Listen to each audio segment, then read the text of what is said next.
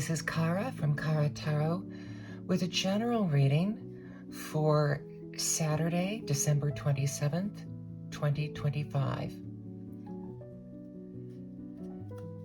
Today I'm doing a reading with the Holy Card Tarot, and I'm going to be doing a larger spread. And I'll just go ahead and lay it out. I've already done my shuffling. I'm going to be doing a 9-card spread.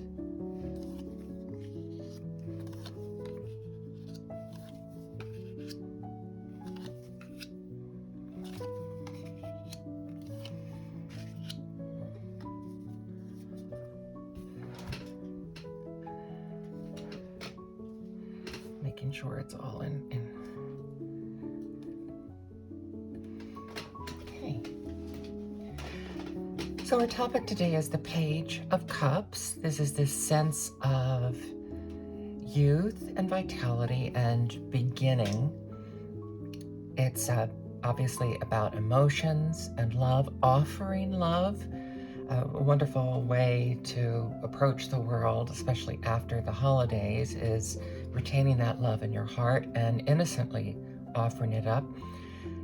Could be receipt of a message as well. Your first action on this is one of my favorite cards, the Knight of Pentacles, which also has a cup here. So we're retaining this love, even though the Pentacles are more about material things.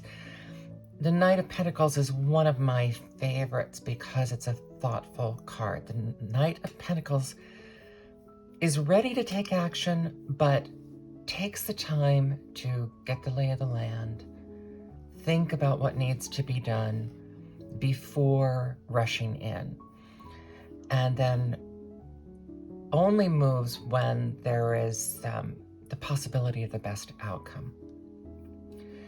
So that would be a wonderful way of approaching this. Open-heartedness doesn't mean you can't plan. You can be open-hearted and still plan. Oh my goodness, I picked the Oracle card for this reading before I started, and I just glanced at it over on the side, and here we are. Open your heart. We're talking about being open-hearted, this being the main card. I allow myself to feel the full range of emotions, especially in the form of love. So we already know our Oracle card is intrinsically tied in to this. That's interesting. I usually pick the Oracle cards first, but I don't really think about them. But it was only through this talking about opening your heart, I was like, wait a minute, isn't that what that was? And yeah. So moving forward, we are the Fool, being willing to be seen as being foolish. I was just saying to a friend of mine from another country sent me this lovely, poetic greeting for Christmastide and the beginning of the year. And I was, yeah, I mean, it may seem foolish in this day and age to hope for peace, and yet what is more worth seeming foolish for than to continue hoping and believing that peace may be with us?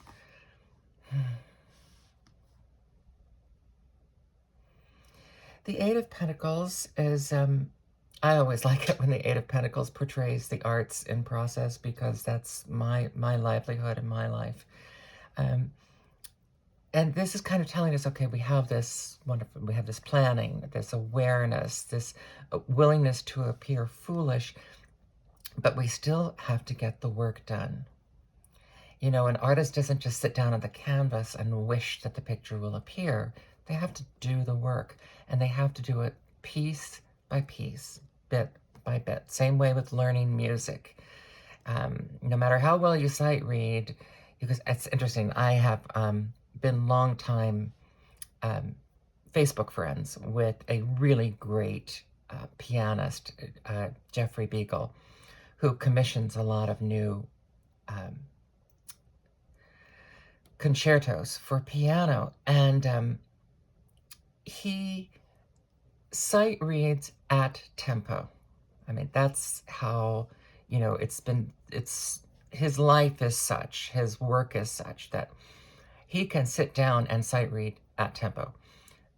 But he still has to practice if he's going to perform a concerto, not just to memorize it, but it's one thing to sight read at tempo. It's another thing to be able to play it fully. So I just think that's my mind reels at the concept of sight reading at tempo. 8 of Pentacles is just telling us that the work has to be done. The 7 of Swords, this hits me really hard today. The 7 of Swords are just reminding us that we're surrounded by treachery in this world today. The way the political atmosphere, the leadership of our countries, we are surrounded by treachery and people who are acting with no faith, who think it's perfectly fine to lie and to torture and to bully other countries, and whether it's the Ukraine being unfairly attacked, or the United States, where our felon leader has once again begun talking about how the United States needs to have Greenland. This is insanity, and it is this 7 of Swords writ large, and it is negatively impacting the entire world. And so we know what we're fighting against here. The Ace of Swords brings us back from this harsh, negative reality. The Ace of Swords brings us back to this open-armed reminder that we have to remain in this place of beginning, that the only way to move forward is also to embrace an attitude of a fresh start. Of course, the swords are thoughts and communications, so we have to embrace new ways of doing things. We have to, and again, we are like the Knight of Pentacles. The only way we can act effectively is by continuing to take in information, even if it's difficult information to take in.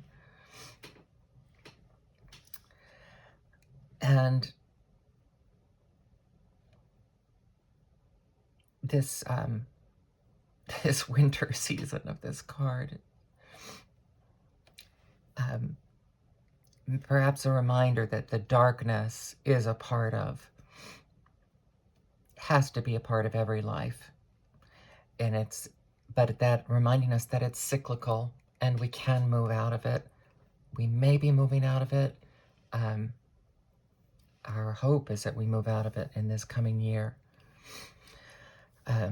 Although my friend Julia said her fear is that things are going to get worse before they get better, and I have to say that's my fear too.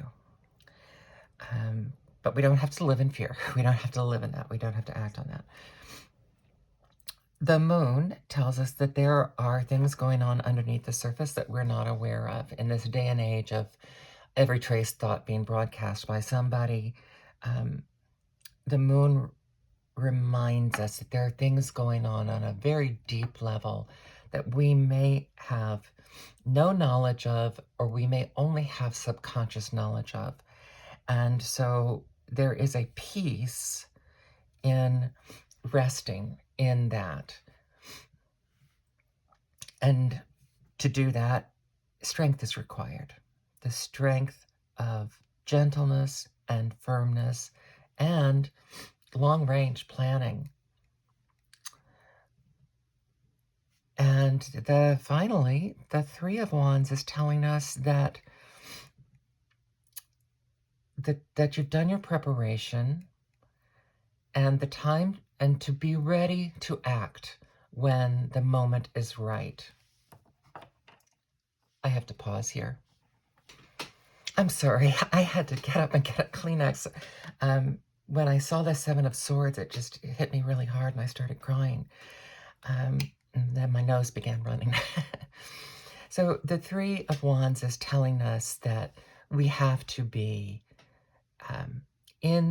that we are ready. We have to remain in this state of readiness to be able to take in the information we need to be able to take in, to keep our hearts open. And look, she's looking right up at these two. She's looking at this as a representation of Jesus with the wafer, but also she's looking up in this direction. And this Page of Cups with the Innocence has to take in and that is maybe the fulcrum of the reading, is right there together. Take in the information. Do not be in a rush to act, but be ready to act. And that actually is the essence of the Knight of Pentacles. That's kind of a complete thought right there.